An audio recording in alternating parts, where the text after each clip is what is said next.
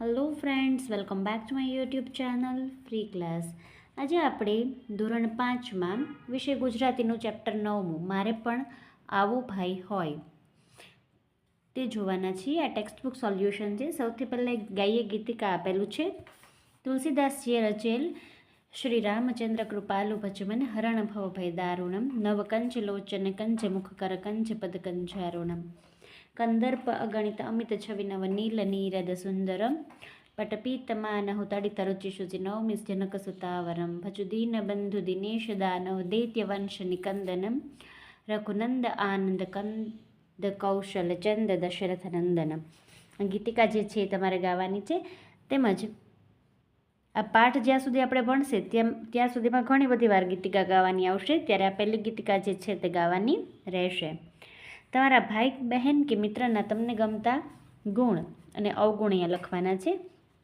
તેના ગમતા ગુણ છે તો પેલું છે બીજાને મદદરૂપ થવું, સાચું બોલવું, સ્વચ્છતા જાળવવી, નિયમિત શાળાએ જવું, નિયમિત ગૃહ કાર્ય કરવું. ઈશ્વરે ઘણા બધા કે નિયમિત સૂઈ જવું, સવારે નિયમિત વહેલા ઉઠવું વગેરે જે કંઈ પણ ગુણ તમને ગમતા હોય તે તમારે એ લખવાના છે. અને તેણે શીખવા જેવી બાબતો કે જે તમને નથી ગમતી અને એણે એનામાં સુધારો કરવો જોઈએ. તો અહીંયા મેં લખેલું છે કે મોબાઈલ ફોનનો ઉપયોગ ટાળવો જોઈએ. આ તમારા જેવડો છોકરો એની મમ્મીને શું કહે છે તે વાંચો. લક્ષ્મણ જેવો ભાઈ, બાપા મને મોકલી દે, રામ જેમ વને જાતા મને બીક લાગે, એમ છે શું તને? 14 વર્ષના કેટલા દાડા કહે તો જરા ઠીક, ગમે તેટલા હોય ભલે, મને શાની બીક? દિવસે તો સૌ જાય, અમે જાશું રાતે. લક્ષ્મણ જેવો ભાઈ જોબા હોય મારી સાથે, નદી કાંઠે ઊભા હશે ઊંચા ઊંચા સર, જંગલમાં ઝાડ નીચે બાંધી લઈશું ઘર. સરસ મજાની જે છે તે કવિતા જે છે તમારા જેવું જ બાળક એની મમ્મીને આ સરસ મજાની કવિતા કહે છે જે તમારે વાંચવાની છે. દ્રષ્ટાંત રામાયણના પણ દેતા જાય છે. આ કવિતા જે છે તે પ્રેમશંકર ભટ્ટ દ્વારા રચિત છે અને રવિન્દ્રનાથ ઠાકુરની વનવાસ પર આધારિત આ કવિતા છે. પછી વાતચીત આપેલી છે. ક્વેશ્ચન આન્સર તમારે જવાબ આપવાના છે કે તમે રામ લક્ષ્મણ વિશે શું જાણો છો તે કહેવાનું છે. તમારા પપ્પા, કાકા, ફોઈ વગેરે ભેગા થયા હોય ત્યારે શાની વાતો કરતા હોય છે? તમારા ભાઈ કે બહેન સાથે તમે શું શું રમો છો? તમારા ભાઈ કે બહેન સાથે તમે ક્યાં ક્યાં જાઓ છો? તમે કેવી વાતો કરો છો? કઈ કઈ બાબતે ઝઘડો થાય છે? વગેરે પ્રશ્નો જે છે તેના જવાબ તમારી જાતે લખવાના છે. બંને ભાઈઓ વિશેના સાચા વિધાનોની સામે સીતા અને ખોટું વિધાન હોય ત્યાં શૂર્પણખા લખવાનું છે. જેમાં પહેલું છે જંગલમાં જઈને ઝાડ ઉપર ઘર બાંધશે. ઝાડની ઉપર નહીં પણ નીચે ઘર બાંધશે એટલે શૂર્પણખા. પછી કાંઠે પડેલી ખાલી નાવમાં બેસી જશે. હા તો સાચું છે, ખાલી જ નાવ આવે, ભરેલી ના આવે. બરાબર, ખાલી નાવમાં બેસી જશે એટલે સીતા. વનમાં સસલાને લીલું ઘાસ ખવડાવશે. તો કે સસલાને નહીં પણ હરણાને લીલું ઘાસ ખવડાવશે. બરાબર, એટલે શૂર્પણખા. ટોપલા ભરીને ફળો ઘરમાં મૂકી રાખશે ને પછી ખાશે. તો જવાબ છે સીતા. તડકામાં ઝાડ નીચે સૂઈ જશે. જવાબ છે સીતા. ગોવાળના છોકરા સાથે બેસીને વાંસળીને પાવો વગાડશે. જવાબ છે સીતા. અને વનમાં તલવાર લઈને જશે. તો જવાબ છે ખોટું. તલવાર નહીં પણ ધનુષને બાણ લઈને જશે એટલે શૂર્પણખા.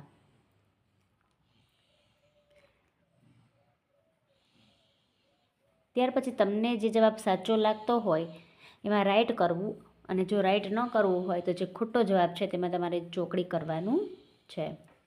દાડા એટલે દિવસો અને દન. નૌકા એટલે નવું ને નકાર ન થાય, હોડી અને નાવ થાય. ભય એટલે ખતરનાક, બીક અને ડર થાય, ભાઈ ન થાય. બરાબર, અહીંયા આપેલું છે, તમે જોઈને કરી શકો છો. ધોરણ 5ના સ્વાધ્યાય પોથી, પ્રોજેક્ટ પ્રવૃત્તિ બુક અને હવે ટેક્સ્ટબુક સોલ્યુશન પણ મૂકવામાં આવે છે અમારી ચેનલમાં. તો ખાસ તમે જોઈને જે છે તે લખી શકશો. જે ટૉપિક તમને ન સમજાતો હોય તો તે તમે કમેન્ટમાં જણાવજો, જેના પર હું સવિશેષ એક વિડીયો બનાવીને અપલોડ કરીશ.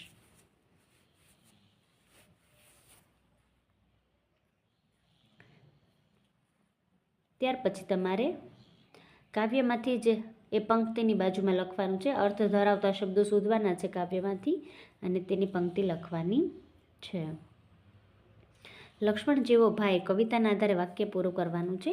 બાપા મને 14 વર્ષના જંગલમાં મોકલી દે તો પણ મને શાની બીક? બધા ભલે દિવસે જંગલમાં જાય પણ અમે તો રાત્રે જઈશું. કવિતાના આધારે લખવાનું છે. ત્રીજું આપેલું છે, ભોળા હરણાને લીલું લીલું ઘાસ ખવડાવશું. અમને તું જવા ન દે તો એ તારી ભૂલ ગણાશે. જંગલમાં ભૂખ લાગે ત્યારે ભાતના ફળ ખાશું. ગોવાળના છોકરાની સાથે બેસીને વાંસળી અને પાવો વગાડશું. ઋષિમુનિ પાસેથી રોજ નવી વાર્તા સાંભળીશું. ત્યાર પછી કવિતાના આધારે પ્રશ્નો બનાવવાના છે. રામાયણમાં જે થયું હતું ખરેખર તેની સામે જે છે તમારે ખરાની નિશાની એટલે કે રાઈટની ટીક કરવાની છે. જેમાં ત્રીજું વાક્ય છે, ખરેખર બન્યું હતું કે રામ, લક્ષ્મણ અને સીતા છે એ હોડીમાં બેસીને નદી પાર કરી હતી. અને 9મું છે, રામ, લક્ષ્મણ અને સીતા ચિત્રકૂટ નામના પર્વત પર રહેતા હતા. ત્યાર પછી ફરીથી આવ્યું છે ગીતિકા ગાઈએ, એટલે પહેલાં જ પેજ પર જે આપેલી છે પહેલી જ ગીત તુલસીદાસ રચિત છે, રામચંદ્ર કૃપાલે પચમને ગાવાની છે. હવે આ જે 4 પ્રશ્નો છે તમારા ઘરના વડીલોને પૂછીને તમારે લખીને લાવવાના રહેશે. રામ, લક્ષ્મણ અને સીતાને વનમાં શૂર્પણખા મળી ત્યારે શું થયેલું તે વાંચવાનું છે. અહીંયા આપેલું છે અનન્ય અનુજ. સરસ મજાની સ્ટોરી છે જે તમારે વાંચવાની રહેશે.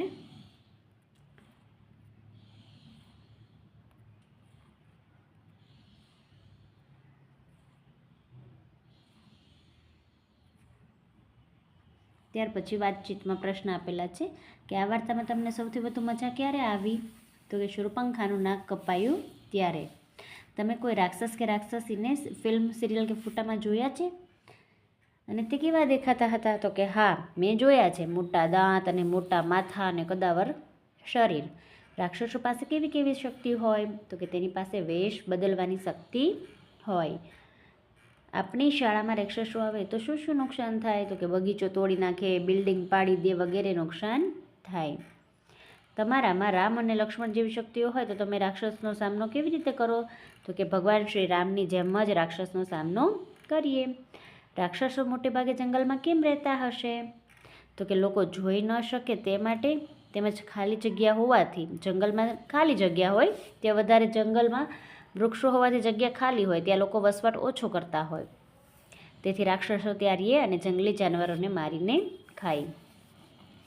તમને કોઈ રાક્ષસના નામ આવડે છે તો કહો. હા, તાડકા, ભૈરવ, પછી ખર ને દૂષણ.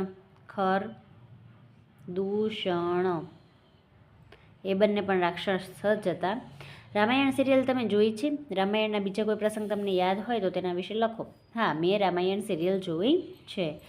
લવકુશ જે છે ઋષિના આશ્રમમાં મોટા થાય છે અને ત્યારબાદ જે અશ્વમેઘ યજ્ઞનો ઘોડો બાંધે છે અને અયોધ્યાથી લોકો આવે છે અને એની સાથે જે યુદ્ધ કરે છે તે પ્રસંગ મને યાદ છે. ખરા અને ખોટા વાક્યના આધારે જણાવવાના છે.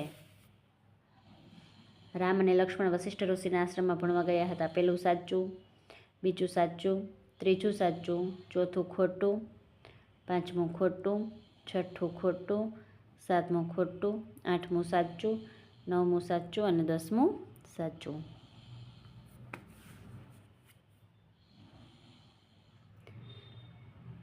ત્યાર પછી નાક પકડીને 5 ઉઠક બેઠક કરવાની છે અને આ ઘટના જે છે 8 ઘટના આપેલી છે તે વિચારવાની છે અને 1 થી 8 ક્રમ આપવાના છે.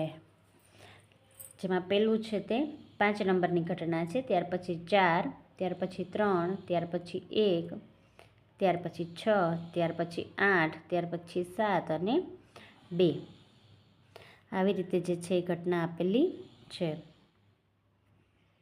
શબ્દ સમૂહ માટે એક શબ્દ. રામ, લક્ષ્મણ અને શૂર્પણખા. એના માટે અહીંયા ઉપર જે શબ્દો આપેલા છે તેમાંથી કયા શબ્દ જે છે એ લાગુ પડે છે તે તમારે લખવાના રહેશે. રામ તો કે તે મોટા ભાઈ છે, શાંત છે, શબ્દવેધી બાણ, રાઘવ, તાડકાવત અને એક પત્ની વ્રતધારી. લક્ષ્મણ આરામ જ નહીં, અનુજ, મહાવરો, ક્રોધ, તલવાર અને શૂર્પણખા તો કે રાક્ષસી છે, વિકરાળ છે, મોટા નખો છે, ચીસો પાડે છે, બેશરમ છે અને સુંદર સ્ત્રી છે.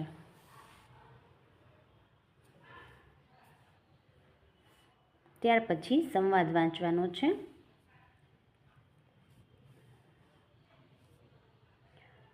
તમારું વાક્ય પેલું તો વિશ્રામ એટલે આરામ, અને તમે કોઈ પણ એક વાક્ય લખી શકો. મારા પિતાજી લુહારી કામ કરીને ઘડી બે ઘડી વિશ્રામ કરે છે. ત્યાર પછી પરિશ્રમ એટલે મહેનત, તો કે પરિશ્રમ એ જ પારસમણી છે.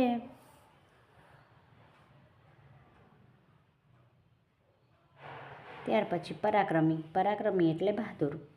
શિવાજી એક પરાક્રમી રાજા હતા. વિકરાળ એટલે ભયંકર. તાડકાનું રૂપ વિકરાળ હતું.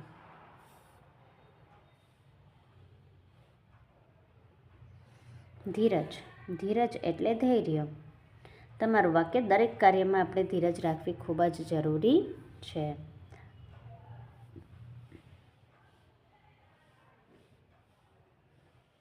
આ વાક્ય કોણ બોલી શકે છે તે વાર્તાના આધારે લખવાનું છે. પેલું વાક્ય છે ભાઈ લક્ષ્મણ, અહીં આવીને મોટા ભાઈ પાસે બેસો ને. રામ. બીજું વાક્ય છે લક્ષ્મણ. ત્રીજું વાક્ય છે લક્ષ્મણ. ચોથું વાક્ય છે શૂર્પણખા. પાંચમું વાક્ય છે રાવણ. ગીતિકા ગાઈએ. શ્રી રામચંદ્ર કૃપાલુ ભજમન ગીત ગાવાનું છે, અને ઉદાહરણ મુજબ તમારે જે છે એ વાક્ય બનાવવાનું છે.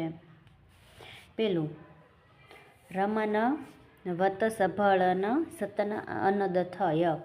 રામની વાત સાંભળીને સીતાને આનંદ થયો.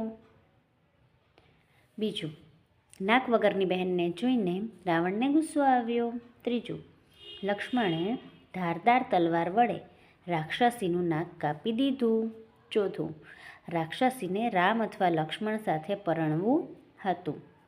અને પાંચમું પિતાજી દશરથ અને ગુરુ વશિષ્ઠ પાસેથી રામ શસ્ત્રવિદ્યા શીખ્યા હતા. ત્યાર પછી નીચેના પ્રશ્નના જવાબ લખવાના છે. ઋષિ વિશ્વામિત્રના આશ્રમમાં રામને શું શીખવા મળ્યું? તો કે અસ્ત્રવિદ્યા, શસ્ત્રવિદ્યા અને શાસ્ત્રવિદ્યા. લક્ષ્મણે શૂર્પણખાનું નાક શા માટે કાપી નાખ્યું? તો કે શૂર્પણખાએ સીતા પર હુમલો કર્યો હતો માટે. શૂર્પણખા સીતાને કેમ મારવા માંગતી હતી? તો કે તેને રામ લક્ષ્મણ જોડે લગ્ન કરવા હતા માટે. રામે શા માટે એવું કહ્યું કે રાક્ષસો હુમલો કરશે? કારણ કે રામને ખબર હતી કે રાક્ષસો વેર લેવા માટે હુમલો કરશે. લક્ષ્મણે શૂર્પણખા સાથે લગ્ન ન કરવા કયું કારણ આપ્યું? કારણ કે તે હાલ રામનો નોકર છે માટે. ત્યાર પછી જોડકા આપેલા છે. પહેલાનો જવાબ છે 4. પહેલું જે છે તેને ચોથા સાથે જોડવાનું છે. પહેલાને ચોથા સાથે જોડવાનું છે. પહેલાને અહીંયા જોડવાનું ચોથા સાથે. બીજાને છઠ્ઠા સાથે જોડવાનું છે. ત્રીજાને પહેલા સાથે જોડવાનું છે. ચોથાને ત્રીજા સાથે જોડવાનું છે. પાંચમાને બીજા સાથે જોડવાનું છે. અને છઠ્ઠાને પાંચમા સાથે જોડવાનું છે.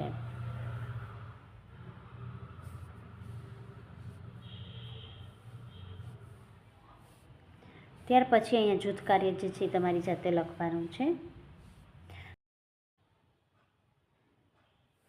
અહીં મિત્રો જેની સામે આવી ટીક કરેલી છે તેને અહીંયા તરલિકાના ઘરમાં લખવાનું છે, અને જેની ઉપર આવી ચોકડી કરેલી છે તેને મીનાક્ષીના ઘરમાં લખવાનું છે. 2 બોક્સ આપેલા છે, તરલિકાના બોક્સમાં અને મીનાક્ષીના બોક્સમાં. નકામા શબ્દોને દૂર કરો, ચેકી નાખો અથવા તો ચોકડી મારી દો. પહેલામાં છે એને, તે પછી અહીંયા પછી અને અહીંયા એને, એ જે છે એ ચેકી નાખવાનું છે.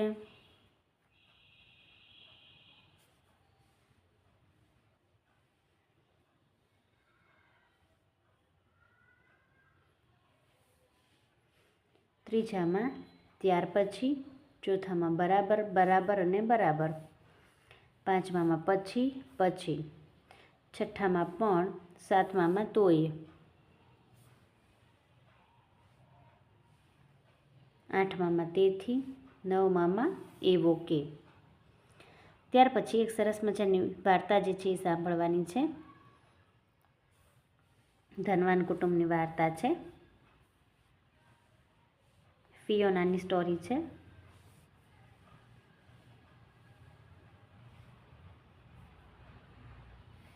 ઘણી બધી વાર્તા આપેલી છે, એ મુદ્દા આપેલા છે, એના ઉપરથી તમારે વાર્તા બનાવવાની છે અને કયા મિત્રએ સરસ વાર્તા કરી તેની રજૂઆત કરવાની છે. ફરી એક વખત ગીતિકા ગાઈ લઈએ. શ્રી રામચંદ્ર કૃપાળુ ભજમન. વાંચો અને મિત્રો, શિક્ષકો અને ઘરના મોટારાઓ સાથે આ વાત કરવાની છે. આ સ્ટોરી તમારે વાંચવાની છે, આપણી વાત આપેલી છે એ, અને ઘરના તમામ સભ્યોને તમારે સંભળાવવાની છે. ત્યાર પછી હસો આપેલું છે. એક સરસ મજાનો જોક્સ આપેલો છે જે તમારે સાંભળવાનો છે. લગભગ સરખા એ સિનોનિમ્સ આપેલા છે જેનો તમારે મહાવરો કરવાનો રહેશે ને એ સિવાયના જે શબ્દો તમને નવા લાગતા હોય તે તમારે અહીંયા શબ્દ ભંડારમાં લખવાના રહેશે મિત્રો. તને સાંભળે રે કરીને અહીંયા એક પ્રવૃત્તિ આપેલી છે.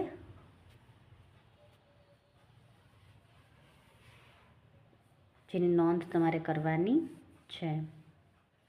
અને ચાંદોબા ચાંદોબા ભાગલસ કા કરીને એક કવિતા આપેલી છે, જે કવિતા ગાવાની છે અને તમને ગુજરાતીના કોઈ શબ્દ જેવા લાગે છે એવા કયા શબ્દો છે તે તમારે નોંધ કરવાની છે મિત્રો. અહીંયા જે છે એ આ યુનિટ પૂર્ણ થાય છે. હવે ફરી મળીશું નવા યુનિટ સાથે નવા વિડીયોમાં. Thank you.